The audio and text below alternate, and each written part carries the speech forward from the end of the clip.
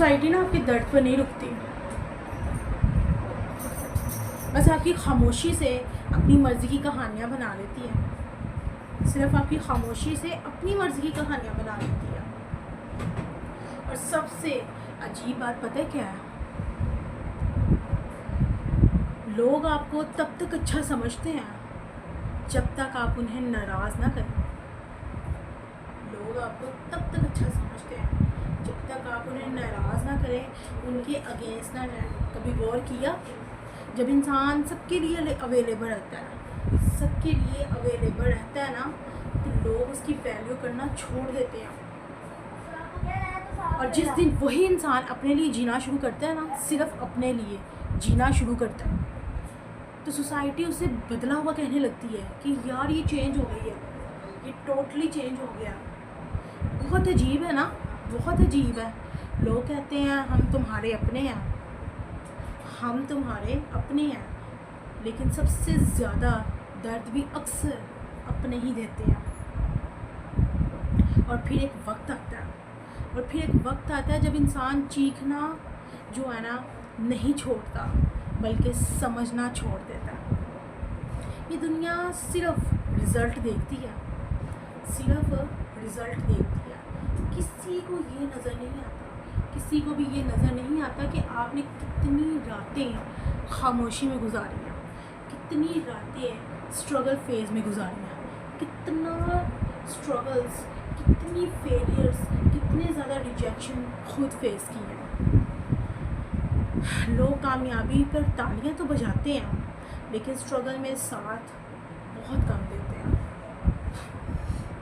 लेकिन सच बताऊं, ज़िंदगी उस दिन आसान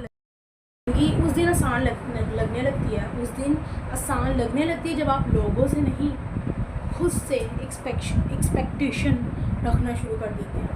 खुद से आप जो है ना अपनी एक्सपेक्टेशन रखना शुरू कर देते हैं, ठीक है। पर हंसता हुआ इंसान खुश नहीं होता, ये भी बात याद रखिएगा। कुछ लोग सिर्फ इसलिए मुस्कुराते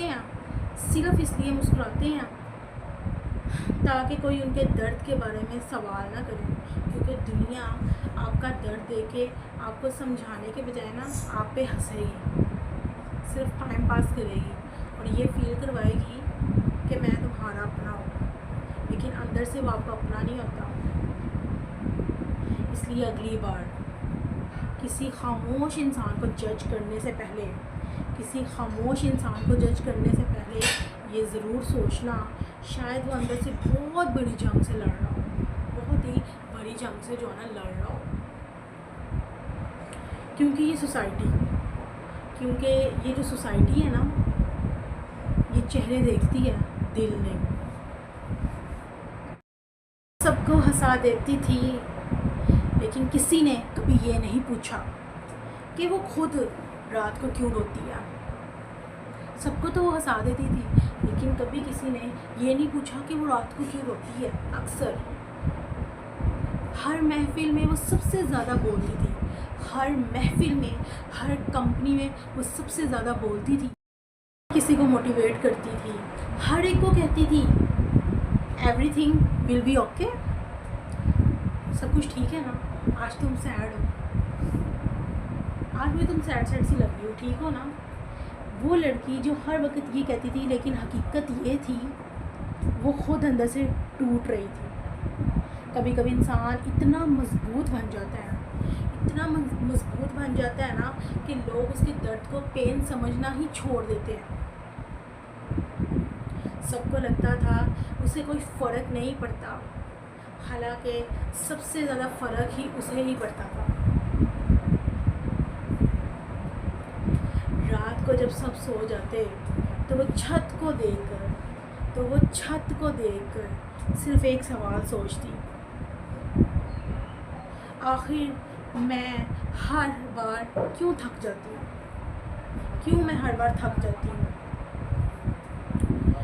ये सवाल वो अक्सर जो है ना कई रातें करती थी, ठीक है।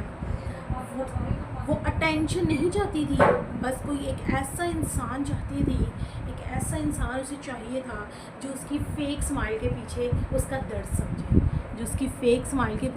उसका दर्द समझे, सोसाइटी ना सिर्फ स्ट्रॉन्ग लोगों को इस्तेमाल करना चाहती है, सिर्फ स्ट्रॉन्ग लोगों को, समझना नहीं, सिर्फ इस्तेमाल करना चाहती है, समझना नहीं। दोबारा कह रही हूँ, मजबूत लोगों को इस्तेमाल करना चाहती है, समझना नहीं। और फिर एक दिन वो खामोश हो गई कि लोगों ने पूछना भी छोड़ दिया। अजीब बात है ना, लोग इंसान की हंसी इंजॉय करते हैं लेकिन उसके आंसू नहीं। हंसी को हर कोई इंजॉय कर लेता है लेकिन आंसुओं को नहीं। इसलिए अगर आपकी लाइफ में कोई हमेशा सबको खुश रखने की कोशिश करता है ना, तो कभी उसे ये ज़रूर पूछ लेना कि तुम वाकई ठीक हो, तुम वाकई में ठीक हो।